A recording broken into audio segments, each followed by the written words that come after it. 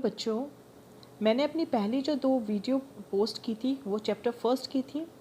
ये वीडियो भी मेरी चैप्टर फर्स्ट की है, जिसमें कि मैं आपको 4 पॉइंट्स क्लियर करूँगी। इस वीडियो में हम चैप्टर फर्स्ट के 4 पॉइंट्स के बारे में पढ़ेंगे व समझेंगे। हमारे 4 पॉइंट्स कौन कौन से हैं? सामाजिक विभिन्नताओं का अवलोकन, शिल्प उत्पादन के विषय में जानकारी, माल प्राप्त करने संबंधी नीतियाँ, मोहरे, लिपि तथा बाट। ये 4 पॉइंट्स हैं जिसके बारे में हम इस जो वीडियो में है वो समझेंगे व जानेंगे। हमारी फर्स्ट स्लाइड है सामाजिक भिन्नताओं का अवलोकन। इसमें हम पढ़ेंगे शवाधान के बारे में। शवाधान क्या होते थे? जहाँ पे मरे हुए लोगों को दफनाया जाता था। पुराविद कौन थे? पुराविद वो होते हैं जो हमें इतिहास के बारे में जानकारी उपलब्ध कराते हैं, ऐसे स्रोतों के बारे में बताते हैं जिससे हमें इतिहास के बारे में जो है जानकारी प्राप्त होती है। हड़प्पा स्थलों से मिले जो शवाधान है वहाँ पे मृतकों को गर्तों में गड्ढों में दफनाया जाता था। और पुराविदों का मानना है कि शवाधान एक ऐसा स्रोत है जिससे कि हम सामाजिक भिन्नताओं के बारे में जानकारी जो है वो प्राप्त कर सकते हैं। तो इसलिए हड़प्पा स्थलों से शवाधानों की खुदाई की गई। वहाँ की कुछ कब्रों से हमें मृतभांड और आभूषण मिले, जिनसे पता चलता है कि वो लोग इस मान्यता को मानते होंगे कि इन वस्तुओं का मरने के बाद कहीं ना कहीं प्रयोग किया जाता होगा।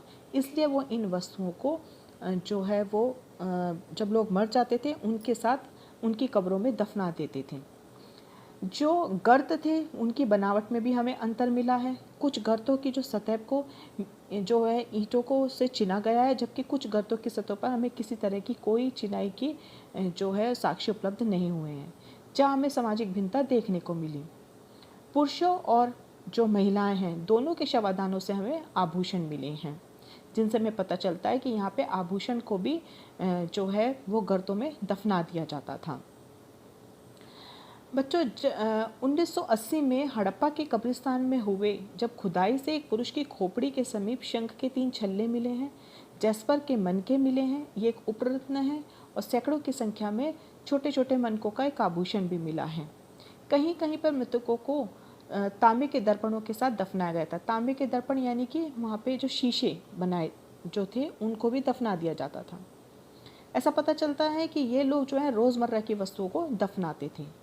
जबकि मिस्र के जो विशालकाय पिरामिड मिले हैं, राज के शवाधान मिले हैं, वहाँ पे हमें पता चला है कि वहाँ पे बड़ी मात्रा में धन संपदा भी दफनाई जाती थी, जबकि हड़प्पा वासी जो है रोज़मर्रा की वस्तुओं को दफनाते थे। बच्चों, ये जो फिगर है ये मनके का फिगर है। मनके कैसे होते थे? ये आप जो 3 मोती देख रहे हैं ये एक मोती की तरह के हैं, और इसमें दोनों तरफ छेद होते थे, और इन छेदों में धागा पिरोने की जगह होती थी, और इनसे जो है आभूषण बनाए जाते थे। अब हम नेक्स्ट स्लाइड में देखेंगे तांबे का दर्पण। ये तांबे का दर्पण है जो कि हमें शवाधानों की खुदाई से जो मृतकों के हैं वो गड्ढों से या गर्तों से हमें प्राप्त हुए हैं। दूसरा फिगर है फ्यांस से बना हुआ एक पात्र जो बहुत ही कीमती होता था, और ये इसको बनाना बहुत ज़्यादा कठिन होता था। नेक्स्ट है विलासिता के वस्तुओं की खोज। विलासिता की वस्तु, इसको पुराविदों ने 2 भागों में बांटा है। इसका भी सामाजिक विभिन्नता को पहचानने का एक मुख्य स्रोत माना गया है कि विलासिता की वस्तुओं से हम सामाजिक भिन्नता को पहचान सकते हैं। पुरावस्तुओं का अध्ययन किया जाता था। पुरावस्तुओं को 2 भागों में बांटा गया है। रोज़मर्रा के उपयोग की वस्तुएं जो कि पत्थर व मिट्टी से बनाई जाती थी, जैसे चक्कियाँ, मृतबाण, सुइयाँ और झावा। दूसरी थी कीमती वस्तु जो बहुत महंगी होती थी, जैसे कि फ्यांस जो मैंने आपको अभी चित्र दिखाया था। ये घिसी हुई रेत अथवा बालू तथा रंग और चिपचिपे पदार्थ के मिश्रण को पकाकर बनाया गया पदार्थ था। इस पदार्थ को पहले बनाया जाता था और फिर इसके एक छोटे पात्र बनाए जाते थे जो बहुत ही कीमती माने जाते थे, और इनको बनाना कठिन होता था। ये छोटी बस्तियों से नहीं मिला है, जबकि ये जो रोज़मर्रा के उपयोग की वस्तुएं ये छोटी व बड़ी दोनों बस्तियों से उपलब्ध हुए हैं। जो महंगे पदार्थ से बनी हुई वस्तुएं हैं वो हमें केवल मोहनजोदाड़ो और हड़प्पा से मिली हैं, जैसे कि फ्यांस से बनी हुई वस्तुएं। फ्यांस से बने जो लघु पात्र हैं वो जो छोटा घड़े के आकार का था, मटके के आकार का था, उसका प्रयोग जो है सुगंधित द्रव्यों के पात्रों के रूप में किया जाता होता था। जबकि कालीबंगन जैसी छोटी बस्तियों में ऐसे जो पात्र हैं, लघु पात्र हैं, वो देखने को नहीं मिले। जबकि रोज़मर्रा की वस्तुओं के जो पात्र हैं जो मिट्टी से बनाए जाते थे वो वहाँ पर उपलब्ध थे। सोना जो पहले भी महत्वपूर्ण माना जाता था, वो जितना आज कीमती है सोना, वो पहले भी उतना ही महत्वपूर्ण माना जाता था। ये हमें हड़प्पा स्थलों से मिले जो स्वर्ण के आभूषण हैं वहाँ से पता चला है। इससे पता चलता है कि सामाजिक भिन्नता जो है वो हर बस्तियों में अलग अलग थी। जो रोज़मर्रा की वस्तुएं थे वो हमें हर बस्तियों से उपलब्ध हुई है, जबकि जो कीमती वस्तुएं हैं वो केवल हमें कुछ ही बस्तियों से उपलब्ध हुई हैं। नेक्स्ट पॉइंट है हमारा शिल्प उत्पादन। शिल्प उत्पादन कैसे किया जाता था? शिल्प उत्पादन चुनूदड़ो 7 हेक्टेयर में जो फैली थी छोटी बस्ती थी वहाँ पे भी होता था, और जो बड़ी हेक्टेयर जो मोहनजोदाड़ो थी 125 हेक्टेयर में जो एक बहुत बड़ी बस्ती थी वहाँ पे भी शिल्प उत्पादन का कार्य होता था।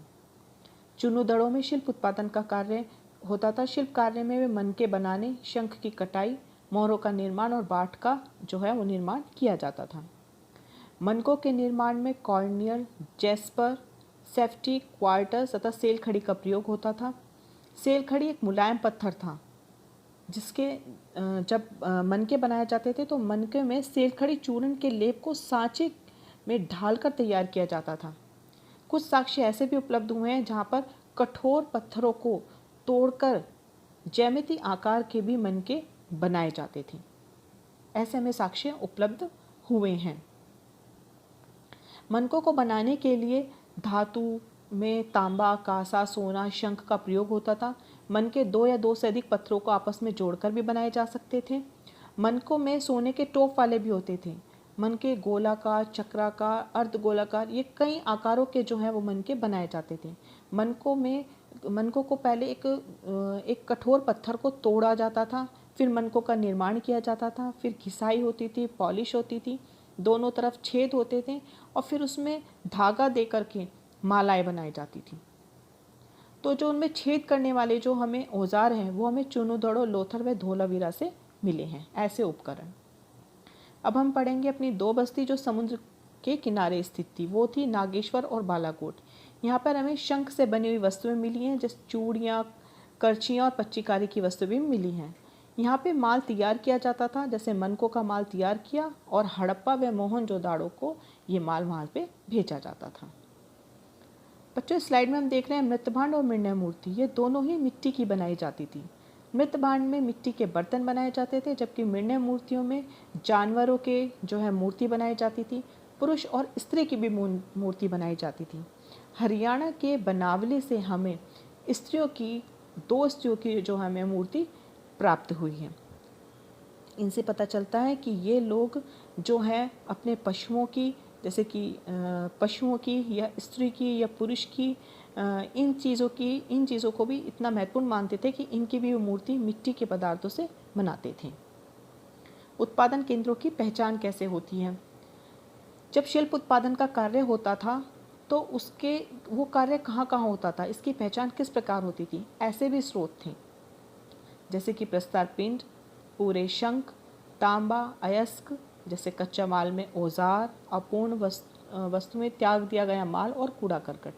ये ऐसी वस्तुएं होती थी ऐसे स्रोत थे जिनसे हमें पता चलता है कि उत्पादन का कार्य जो है वो कहाँ कहाँ पर होता होगा। इनमें कूड़ा करकट जो है वो एक शिल्प कार्य का जो है सबसे अच्छा उदाहरण है। कैसे? एग्जाम्पल देखो बच्चों, जैसे कि कोई वस्तु का निर्माण किया हमने और एक पत्थर मान लो, हमने एक पत्थर को काटा, उस पत्थर में से काट करके हमने कोई वस्तु बना ली, लेकिन उस पत्थर के जो छोटे छोटे टुकड़े हैं उसको हमने वहीं पर छोड़ दिया। तो वो जो छोटे छोटे टुकड़े हैं उनसे हमें पता चला कि यहाँ पर किसी प्रकार का कोई कार्य हुआ होगा। तो ये वो जो स्रोत हैं उनसे हमें पता चलता है कि ये उत्पादन के केंद्र रहे होंगे। तो ऐसे जो उत्पादन के केंद्र हैं ऐसे छोटी बस्तियों में ही नहीं मिले हमें, ऐसे उत्पादन के केंद्र जो हैं बड़े शहरों में भी थे, जैसे कि मोहनजोदाड़ो और हड़प्पा। ये 2 बड़े शहर भी थे जहाँ पर शिल्प उत्पादन का जो कार्य है वो बड़े पैमाने पर किया जाता होगा।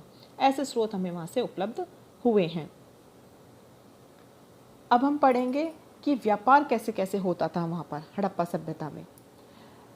बच्चे देखो हमें यहाँ पे क्या दिख रहा है, ये मोहनजोदाड़ो से मिट्टी के 2 पहियों वाली खिलौना गाड़ी मिली है और यहाँ पे चुनूदड़ो से हमें 4 पहियों वाली खिलौना गाड़ी मिली है। लोथल से हमें पत्थर का एक पहिया मिला है और बनावली की जो सड़क पर हमें बैलगाड़ी के पहिए के निशान मिले हैं। ऐसा माना जाता है कि सिंधुवासी जो थे वो व्यापार के लिए बैलगाड़ी का इस्तेमाल करते होंगे। मोहनजोदाड़ो से हमें एक मोहर प्राप्त हुई है जिस पर कि नाव का चित्र बना हुआ है और लोथल से भी हमें एक खिलौना मिला है जिस पर नाव का चित्र मिला है। इससे पता चलता है कि जो व्यापार है वो बैलगाड़ी में, जो स्थल मार्ग का व्यापार है वो बैलगाड़ी से किया जाता होगा और जो जल मार्ग है वो नाव के द्वारा किया जाता होगा। तो व्यापार है वो आंतरिक व बाह्य दोनों रूपों में चलता होगा। माल प्राप्त करने संबंधी नीतियाँ, यानी कि कच्चा माल कहाँ कहाँ से प्राप्त करते थे हड़प्पावासी। जब शिल्प का निर्माण करते थे वो कच्चा माल कहाँ कहाँ से लेते होंगे। शिल्प उत्पादन के लिए कई प्रकार के कच्चे माल का जो प्रयोग होता था, जैसे कि मिट्टी है, अन्य पदार्थ है, लकड़ी है, बाहर के क्षेत्रों से मंगाए उन्होंने। हड़प्पावासी जो कच्चा माल है वो निम्न स्थानों से प्राप्त करते थे। नागेश्वर और बालाकोट जो समुद्र किनारे स्थित थी, ये दोनों बस्तियाँ, वहाँ से शंख मिलते हैं, शंख मंगाया जाता था। अफगानिस्तान में शोतोघाई स्थान है जहाँ पे नीले रंग के पत्थर व लाजवत मणि को मंगाया जाता होगा और राजस्थान से धातु मंगाई जाती होगी। ऐसे प्रमाण उपलब्ध होते हैं कि यहाँ से कच्चा माल मंगाया जाता होगा और फिर वस्तुओं का निर्माण किया जाता होगा। कुछ ऐसे भी स्रोत हमें और उपलब्ध हुए हैं जहाँ पे कुछ और क्षेत्र भी ऐसे उपलब्ध हुए हैं जिनसे पता चलता है कि वहाँ से भी कच्चा माल मंगाया जाता होगा, जैसे कि दक्षिणी राजस्थान तथा उत्तरी गुजरात से सेल खड़ी मंगाया जाता होगा जिससे मन के बनाए जाते थे। गुजरात में भड़ोच है जहाँ से कॉर्नियल लाल रंग का पत्थर था। दक्षिण भारत से सोने के स्रोत मिलते हैं कि वहाँ से सोना मंगाया जाता होगा और राजस्थान के खेतड़ी अंचल से तांबे के स्रोत मिलते हैं। तो यहाँ से ये कच्चा माल मंगाया जाता था।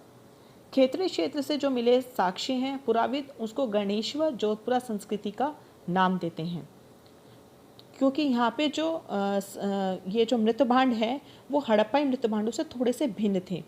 यहाँ पे तांबे की जो वस्तुएं हैं उसकी जो है बहुत सारी संपदा यहाँ से प्राप्त हुई है। ऐसा भी माना जाता है कि हड़प्पा सभ्यता के लोग यहाँ से तांबा मंगाते होंगे और बाहर से जो तांबा है वो ओमान से मंगाया जाता था। ओमानी तांबे और हड़प्पाई पुरावस्तुओं में निकल के अवशेष मिले हैं, जिससे पता चलता है कि ओमान से भी तांबा मंगाया जाता था और राजस्थान के खेतड़ी से भी तांबा मंगाया जाता था। अब हम पढ़ेंगे बाहर का व्यापार कहाँ कहाँ से होता था। तो बाहर व्यापार मेसोपोटामिया के लेख से पता चलता है। मेसोपोटामिया जो हमने 11th क्लास में फर्स्ट चैप्टर पढ़ा था, जो दजला फरात नदी के किनारे स्थित था मेसोपोटामिया, तो वहाँ के लेक दिलुमन जो कि बहरीन द्वीप फारस की खाड़ी से होते हुए, मगान जो कि ओमान के लिए प्रयोग किया जाता था और मेलुआ जो कि हड़प्पाई क्षेत्र के लिए प्रयुक्त शब्द था, इन क्षेत्रों में आपस में जो संपर्क था इसकी जानकारी हमें मोहरों से प्राप्त होती है।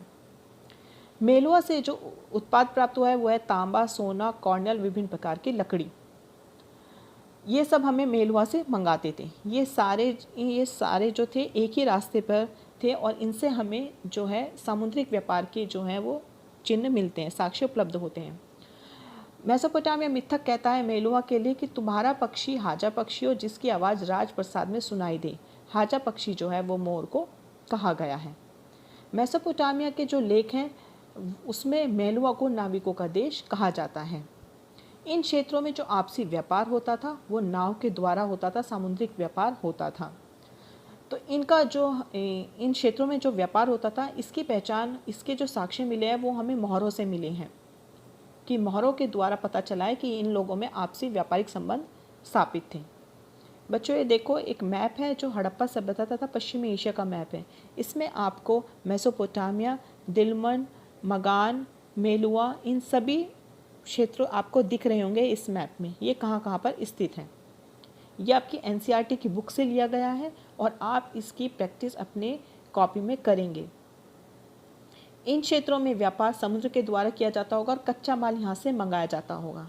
ऐसा माना जाता है कि हड़प्पावासी जो है मोहरों का बहुत कम इस्तेमाल करते थे और वस्तुओं का आदान प्रदान जो है वस्तुओं से ही करते थे। ठीक है बच्चों, अब हमें ये 3 प्रकार की जो मोहरें हैं वो वहाँ से मिली हैं।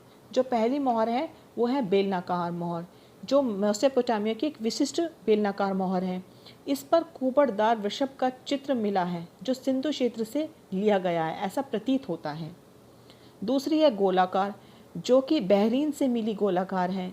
वो गोलाकार मोहर है जिस पर फारस की खाड़ी के प्रकार की मोहर पर कभी कभी हड़प्पाई चित्र देखने को मिलता है। और तीसरी है नाव की चित्र वाली मोहर। इससे पता चलता है कि ये लोग आपस में व्यापारिक संबंध रखते होंगे। नेक्स्ट पॉइंट है हमारा मोहरें। मोहरों का जो प्रयोग है वो लंबी दूरी के संपर्कों को सुविधाजनक बनाने के लिए किया जाता होगा। एग्जाम्पल क्या है इसका, जैसे कि एक थैला है, उसमें हमने सामान भर लिया, उसको फिर मुख को बांध दिया जाता था रस्सी से, फिर उस पर गीली मिट्टी का लेप लगा कर पे उस पर मोहरों को अच्छी तरह दबा दिया जाता था, जिससे कि मिट्टी पर मोहरों की छाप पड़ जाती थी। फिर थैले को उसके दूसरे स्थान पर पहुंचाया जाता था। उसके स्थान तक पहुंचने तक अगर वो जो मोहर की छाप है वो ऐसे ही बनी रहती थी, इसका मतलब होता था उस पर किसी तरह की कोई छेड़छाड़ नहीं की गई है। और जिससे अगर वो टूट जाती थी तो इससे पता चलता था कि थैले से किसी प्रकार की छेड़छाड़ की गई है। इस तरह मुद्रांकन और मोहरों का प्रयोग किया जाता था। नेक्स्ट है हमारा लिपि। हड़प्पा लिपि कैसे थी? हड़प्पा लिपि आज तक पढ़ी नहीं गई है, यह वर्णमाल्य नहीं थी। हड़प्पा लिपि में चिन्हों की संख्या 375 से 400 के बीच मानी जाती है। यह लिपि दाएं से बाईं ओर लिखी जाती थी। हड़प्पा की विभिन्न वस्तुओं पर लिखावट मिलती है, जैसे कि मोहरें, तांबे के औजार, आभूषण, अस्थि छड़ें और प्राचीन सूचना पट। ऐसा माना जाता है कि जब दाईं से बाईं ओर लिखी जाती थी लिपि तो इसके दाईं ओर चौड़ी जगह होती थी और जैसे जैसे लिखते जाते थे तो बाईं ओर जो है वो छोटी जगह हो जाती थी। तो इस तरह इसकी लिखाई होती थी।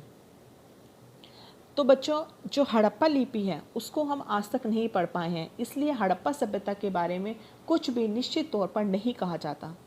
हड़प्पा सभ्यता में जो चीज़ें कही गई जाती हैं वो अनुमानित तौर पर कहा जाते हैं, क्योंकि यहाँ की जो लिपि है अभी तक नहीं पढ़ी गई है। यहाँ पे अभी जो साक्ष्य हैं वो पूर्ण रूप से उपलब्ध नहीं हुए हैं। अब हम पढ़ेंगे वहाँ के बाट के बारे में। बाट किसे कहते हैं? बच्चों, आप कोई सामान खरीदने जाते हैं तो दुकानदार आपको तोलने के लिए जो बाटों का प्रयोग करता है वो 1 किलो का भी होता है, 2 का भी होता है, 5 का भी होता है। इसी तरह वहाँ पर भी बाट का प्रयोग होता था। बाट चर्ट नामक पत्थर से बनाए जाते थे। ये घनाकार होते थे। इन बाटों के निचले मानदंड द्विधारी, जैसे कि 1, 2, 4, 8, 16, 32 ऐसे करते हुए आगे तक थे। और जो ऊपरी मानदंड थे वो दशमलव प्रणाली का अनुसरण करते थे। जो छोटे बाटों का प्रयोग था वो आभूषण और मनकों को तोलने के लिए किया जाता था, ऐसा वहाँ पे अनुमान लगाया जाता है। तो बाटों का प्रयोग भी ये लोग जानते थे, यानी कि ये नाप तोल के विषय में सब कुछ जानते थे। इन लोगों को गिनती का जो हमने देखे ना 1, 1, 2, 4, 8, तो इनसे पता चलता है कि इन लोगों को इस गिनती का भी इन्हें ज्ञान था, ये जानते थे इसके बारे में। जैसे हम जानते हैं ना कि 1 किलो कितना होता है, 2 किलो कितना है, इसी प्रकार ये भी इन चीज़ों को जानते थे। और बाटों के प्रयोग, छोटे बाटों का प्रयोग ये आभूषण और मनकों को तोलने के लिए करते होंगे। बच्चों, मैं उम्मीद करती हूँ कि आपको मेरा ये वीडियो पसंद आई होगी और आपने इस हमारे 4 पॉइंट्स को अच्छी तरह समझ लिया होगा। कुछ ये महत्वपूर्ण क्वेश्चंस हैं जिसको आप अपनी कॉपी में नोट डाउन करेंगे और इसके आंसर भी आप लिखेंगे।